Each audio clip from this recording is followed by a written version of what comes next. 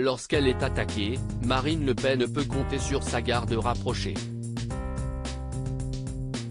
La députée du Rassemblement national, RN, était l'invitée de la matinale de France Inter, ce jeudi 9 mars.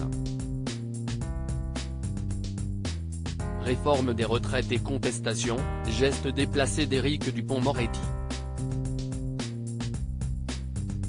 La probable candidate à l'élection présidentielle de 2027 a balayé les sujets d'actualité. Elle a également été interrogée sur l'éventuelle entrée au Panthéon de Gisèle Halimi. J'y suis fondamentalement opposé, car elle n'était pas seulement une opposante à la guerre en Algérie, elle était un soutien des terroristes du FLN contre l'armée française, a argumenté Marine Le Pen.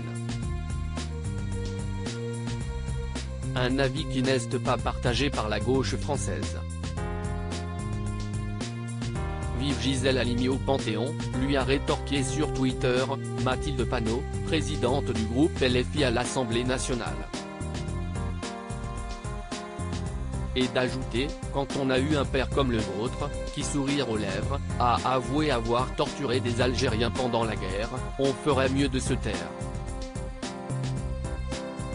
Une réaction qui n'a pas laissé de marbre Sébastien Chenu. Et ta sœur ? A rétorqué, sur Twitter, le vice-président de l'Assemblée nationale, et député RN, à son opposante de la NUP. Le lien de Marine Le Pen avec son père au cœur des échanges après ce tweet, Sébastien Chenu a été accusé d'insulter les gens par le député LFI, Arnaud Le Gall, pour faire oublier que derrière cette déclaration de Marine Le Pen, on voit remonter le fond du RN.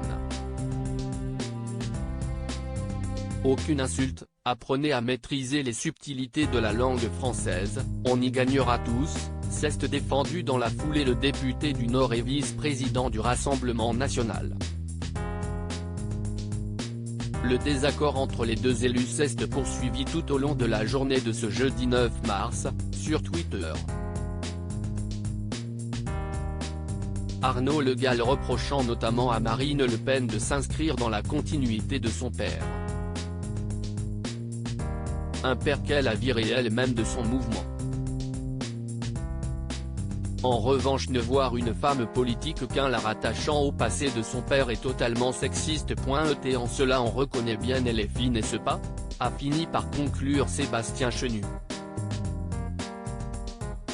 Crédit photo, JB Tissier panoramique.